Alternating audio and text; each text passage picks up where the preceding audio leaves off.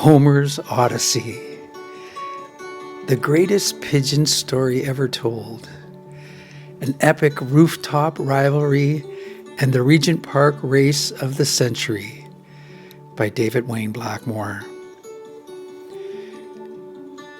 Before skyscrapers ruled the skyline and bylaws grounded the backyard dreams, there was a time in Regent Park during the 1960s when kids built kingdoms in backyards and rooftops, and pigeons were the heroes of the sky.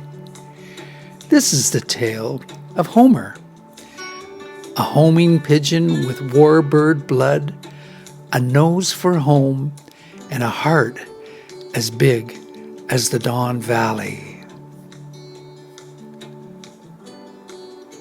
The sky was mine.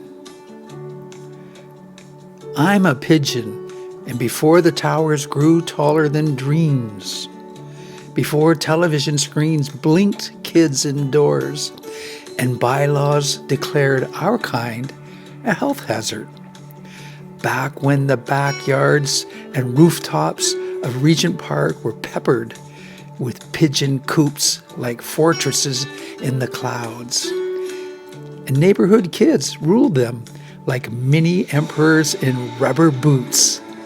They called me Homer, not just for my uncanny ability to find my way home from anywhere in the world, but because I came from a long line of legendary birds, the kind that shaped history. My great-grand pigeon, Wing Commander Dusk, was one of the rock doves deployed during the Great War. He carried messages across battlefields in France, dodging machine gun fire and German falcons. He once delivered a note that saved an entire Canadian regiment trapped behind enemy lines. The Nazis even tried to shoot him down, blew up half his squad midair, but he flew on with a shredded wing and a prayer. There's a medal somewhere. That blood runs in my veins.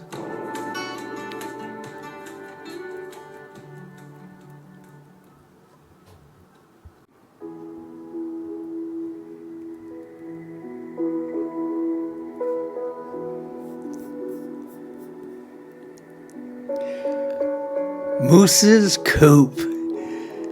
Moose's Coop stood behind a row house near Dundas Street, sandwiched between a leaning pear tree and an old Frigidaire used as a garden shed.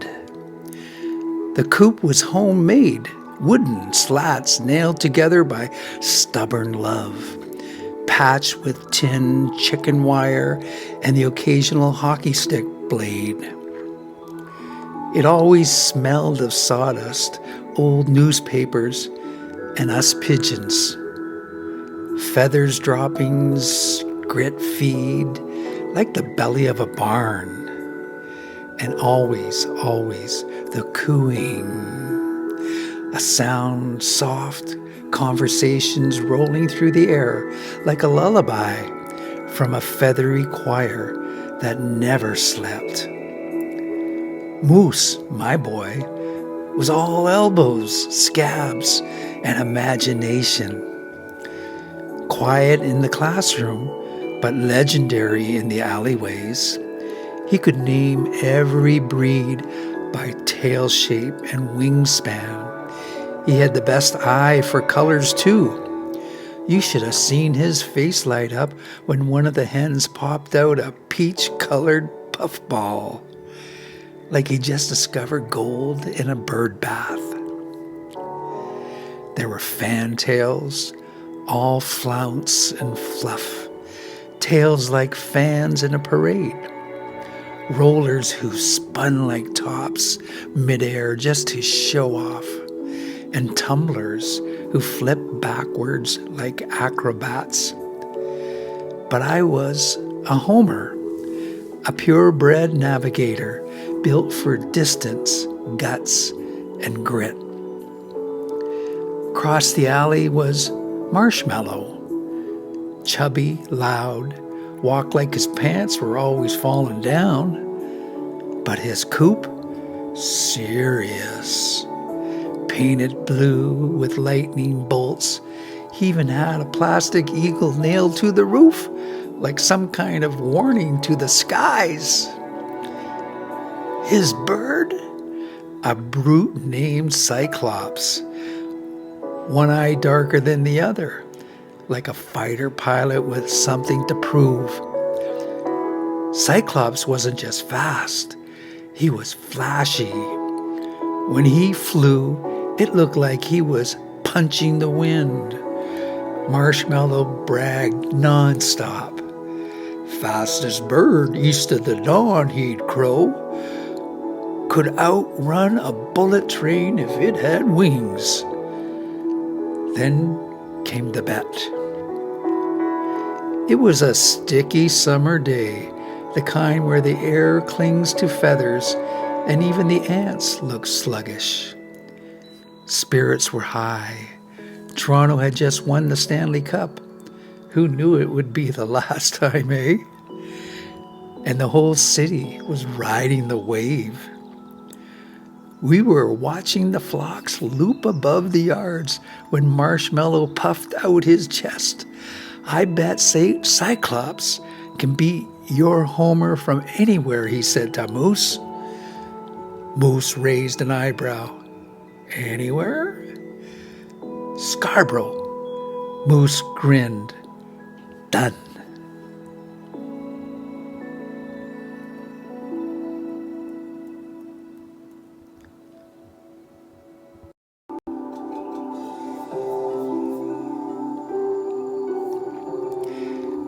The flock off. The neighborhood was flapping. Word of the flock off spread faster than free candy on Halloween. Old fellas in worn baseball hats shuffled over from the corner store. Pigeon droppings crusted on their boots like badges of honor. Kids swarmed the backyards and lounged around the old parking lot cars. Those rusted-out rides that hadn't moved in years, but served as clubhouses, confessionals, and stages. Someone said 2 teenagers got caught making out in the back of an old blue Dodge with the busted window, while a bunch of rowdies blasted Deep Purple from the trunk of another, pounding the beat on the hood like it was a drum kit. Their pockets jingled with marbles, gum, and even a few real quarters, rare currency in Regent Park. Someone bet a broken transistor radio. Another put up a half-eaten caramel bar with a rock stuck to it. It didn't matter. This was serious. The rules were simple. 20 miles out. Both birds released at the same time. First one back to the coop wins. Moose didn't take it lightly. My training got intense. Early morning flights, corkscrew turns over the Don River, wind sprints all the way to Riverdale and back. He adjusted my diet too. Extra flax, sunflower seeds, even crushed eggshells for good luck. Secret weapon, he said, like a scientist hatching a plan. Every night he'd sit by the coop, reading aloud from dusty Pigeon racing manuals like bedtime stories. Know your currents, watch the rooftops, and when you're lost, he'd whisper through the wire, don't trust your nose, trust your beak.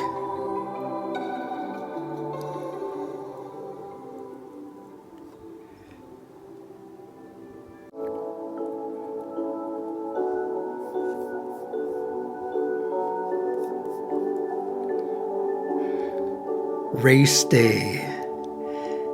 The sun cracked the sky like an egg in a frying pan. Humid, hot, and sizzling with tension. Moose loaded me into the old wooden crate and set me in the back of a borrowed car. Marshmallow was already at the field with Cyclops in a metal cage that looked like it belonged in a Bond villain movie. The field was just beyond Scarborough, grassy, quiet, thick with Queen Anne's lace and horseflies. Moose knelt by my crate. His voice was low. "You've got this, Homer. You've got this, Homer. You've got the blood." At the count of 3, 1, 2, 3, the doors flung open. We burst skyward.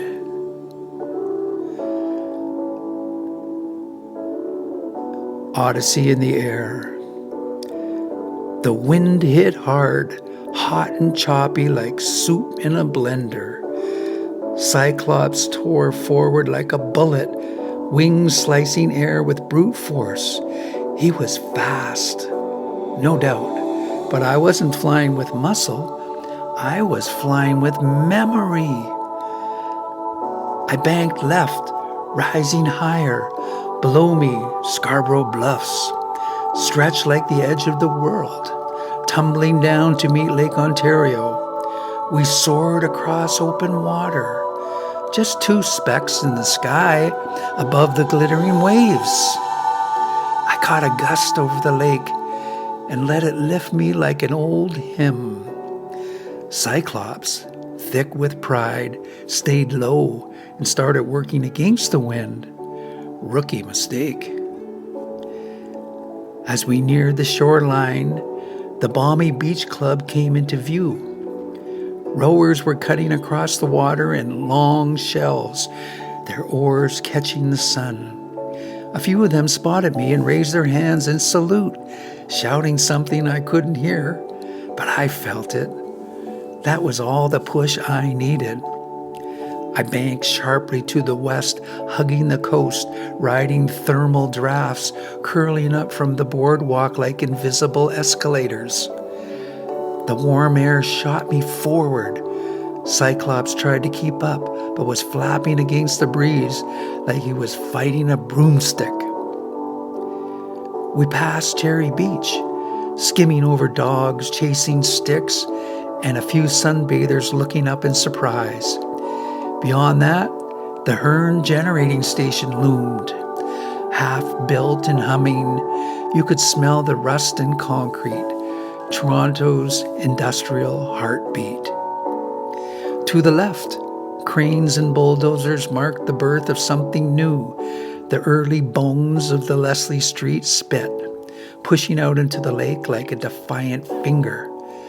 I veered north, following the glittering ribbon of the Keating Channel, slicing inland toward the mouth of the Don River. And then,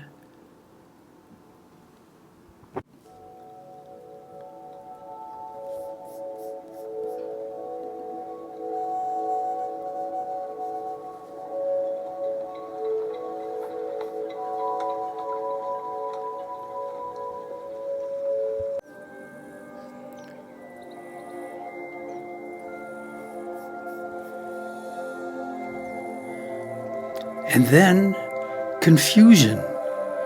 The wind shifted. Familiar buildings blurred. The channel twisted in ways I hadn't remembered. I was losing the line. I spiraled higher, heart pounding, searching for anything familiar. That's when I saw it. Salvation in a green light. The weather beacon atop the Canada Life building on University Avenue blinked in the distance. Green that day, clear skies, a signal from the city itself. That tower had always been my guidepost. Its lights told stories to humans, but to us birds, it was a lighthouse in the sky. I remember flying over it as a fledgling, Moose on the ground, flapping his arms like a maniac to help me line up with home. The beacon glowed like a promise. I tucked in, glided, caught a side wind off an exhaust vent near King Street and poured everything I had into the final stretch. The rooftops of Regent Park spread beneath me. Red brick and laundry lines, rusty lawn chairs, someone's bike left sideways in the grass. I could hear the cheers. And then whap! A kite, red, homemade, wobbling in the air like a drunken butterfly, swooped right into my path. A kid on the rooftop shouted, reeling it in as fast as he could. I clipped the string, spiraled for a half second, then right at myself. Cyclops was closing in. I could feel the wind from his wings on my tail. One last surge. I dropped low, cut under the clothesline, shot past a radio antenna, dodged a plastic bag flapping like a ghost, and landed clean, sharp, right on the coop ledge. A half second later, Cyclops clipped a chimney and bounced off the eaves with a squawk.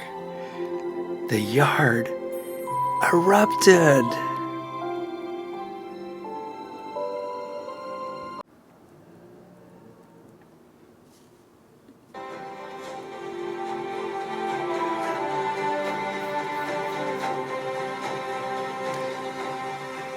A celebration. Kids danced on milk crates, hooting like they just seen the Leafs win the cup all over again. Someone let off a cap gun. Someone else started crying tears of joy, possibly because they just lost a bet and lost their lunch money. Moose whooped, grabbed me mid-flap and spun me around like he was hoisting the Stanley Cup on the rooftop of the Maple Leaf Gardens. "You did it, Homer," he shouted, holding me up like I was made of gold and feathers. "You beautiful freaking warbird." Someone tossed a bag of sunflower seeds in celebration. A kid in the corner fainted from excitement or sugar. A kid they called Banana Head tried to start the wave, but no one joined in, except a kid called Little Stevie, who fell off a crate and blamed gravity. Classic Stevie. Marshmallow slumped.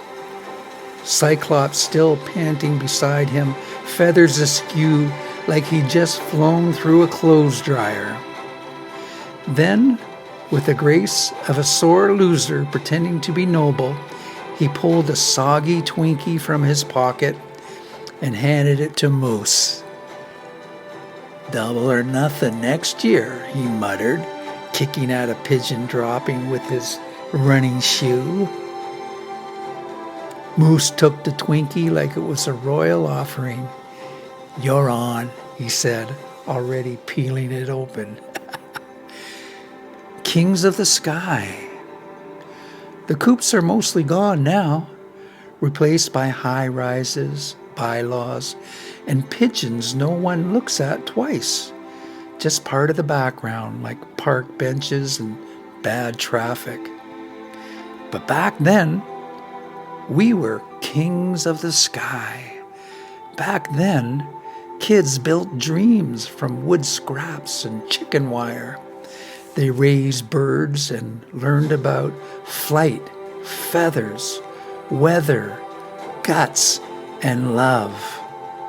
And me? I still dream of those skies, of heat waves rising off rooftops like invisible elevators, of the Canada Life beacon, blinking green, guiding me home like a blinking heartbeat in the clouds. Or the roar of kids, the scent of cracked corn, the flap of familiar wings, of Moose's voice cutting through the wind, yelling my name like it meant something. And if you're wondering what became of Cyclops, last I heard, he got recruited by some fancy downtown lawyer with a rooftop garden and a taste for showbirds. Goes by Cy now. Total diva. But me, I'm still Homer, still chasing the wind. Not bad for a bird with a name from a book.